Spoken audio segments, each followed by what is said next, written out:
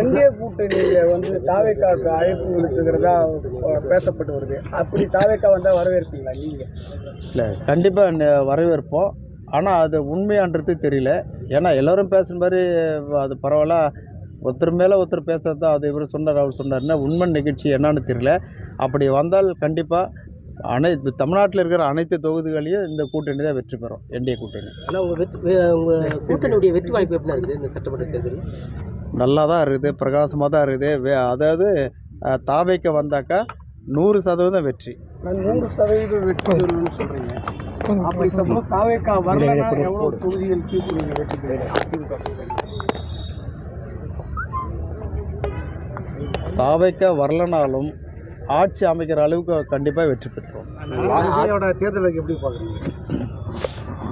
தேர்தல் அறிக்கை ஒவ்வொரு அரசியல் கட்சியை கொடுக்கின்ற தேர்தல் அறிக்கை தான் அந்த தேர்தல் அறிக்கை இருக்குது. அதனால் மக்கள் தேர்தல் அறிக்கையை மட்டுமே நம்ப மாட்டாங்க, அதை மட்டுமே ஏற்றுக்கொள்ளவும் மாட்டாங்க.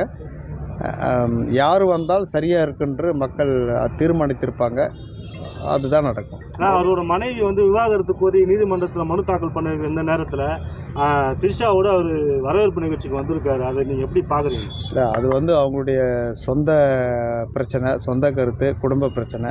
அது சரி இருக்காது. நம்ம பேச இலவசம் யாருமே கொடுக்கக்கூடாது அப்படின்னு சொல்லியிருந்தாரு. இப்போ அவரே வந்து இலவசம் அறிவிச்சுக்கிறாரு. அது அந்த கேள்வி அவர் கேட்டிருந்தா நல்லாயிருக்கும். நினைக்கிறேன். பொது தொகுதியில் உங்களுக்கு இடம் கொடுத்தா அதில் போட்டிடுவீங்களா? இல்லை, பொது தொகுதியை நம்ம கேட்கல, கொடுத்தாங்கன்னா கண்டிப்பாக போட்டியிடுவோம். ஆனால் லாக்அப் டெத் தொடர்ந்து நடைபெற்று தமிழகத்தில், அதை தான் கண்டனம் தெரிவிக்கிறோம். தொடர்ந்து லாக்அப் டெத் நடக்கிறது, அதுவும் சாகிறது எல்லாமே வந்து தாழ்த்தப்பட்ட மக்களாக தான் இருக்கிறாங்க. அதனால தான் நாங்கள் வந்து இந்த அரசுக்கு கண்டனம் தெரிவிச்சிருக்கிறோம். இந்த அரசு வந்து சரியான நடவடிக்கை இல்லை, சரியான ஆட்சியாளர்கள் நடத்தவில்லைன்னு தான் எங்களுக்கு தோணுது. அதனால தான் சொல்லியிருக்கிறோம், அனைவரும் மீதும் நடவடிக்கை எடுக்கணும். நடவடிக்கைன்றதை விட அவங்க மேலே வழக்கு பதிவு செய்யணும். பதிவு செஞ்சு அவங்கள அரெஸ்ட் பண்ணணுன்னு தான் நாங்கள் கேட்குறோம். ஆனால் இப்போ வர சட்டமன்ற தேர்தலில் கடந்த முறை போட்டியிட்டு கூட கூடுதலாக கேட்க வாய்ப்பு இருக்காண்ணா? எவ்வளோ இடங்கள் கேட்குறீங்க? இல்லை, கடந்த தேர்தலிலே கூட நாங்கள் 4 தொகுதி வேணும்னு தான் கேட்டிருந்தோம். கடைசியாக 2 தொகுதியாவது கொடுங்கன்னு கேட்டிருந்தோம். 1 தான் கொடுத்தாங்க. அடுத்த முறை பார்த்துக்கலான்னு சொன்னாங்க. அதே போல் எம்பி தேர்தல்லையே வந்து எம்பி சீட்டு கேட்டிருந்தோம்.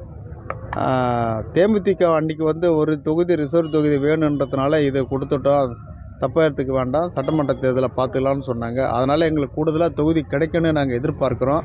இருந்தாலும் 4 தொகுதியை நாங்கள் எதிர்பார்த்துட்டுருக்குறோம். 4 தொகுதி கிடைக்குன்னு எதிர்பார்க்குறோம். பேச்சுவார்த்தை மூலமா தெரியும். குறிப்பாக எந்தெந்த தொகுதி கேட்டுருக்கீங்க? இல்லை, 6 தொகுதி எழுதி கொடுத்துருக்குறோம்.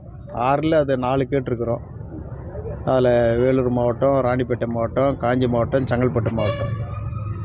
ஆனால் இப்போது நீங்கள் இந்த முறை நின்று எம்எல்ஏ அந்த தொகுதியில் அவங்க வளர்ச்சி பணியில் எந்த அளவுக்கு முழு பெற்றிருக்குன்னு எந்த அளவுக்கு பண்ணியிருக்கீங்க? அதாவது மற்ற திட்டங்களை காட்டிலும் சட்டமன்ற உறுப்பினர் நிதியிலிருந்து வர்ற நிதியை நிறைய வேலைகள் செஞ்சுருக்கிறோம், நிறைய திட்டங்களை கொண்டு வந்திருக்கிறோம்.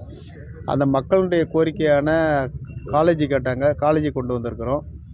அதுக்கப்புறம் மற்ற பிரச்சனைலாம் சின்ன சின்ன பிரச்சனை அதெல்லாம் பண்ணியிருக்கிறோம். ஒரே பிரச்சனை என்னென்னா அவங்களுக்கு வேலைவாய்ப்பு கொடுக்குற மாதிரி ஒரு சிப்காட்டு இல்லை சிட்கோ, அதே போல் வந்து கூட்டு குடிநீர் திட்டம், இது 2 மட்டும்தான் கொண்டு வர முடியல. தொடர்ந்து சட்டமன்றத்தில் குரல் எழுப்பியிருந்தோம், கேள்வி நேரத்துலையும் கேட்டிருந்தோம், மானிய கோரிக்கையிலையும் பேசியிருந்தோம்.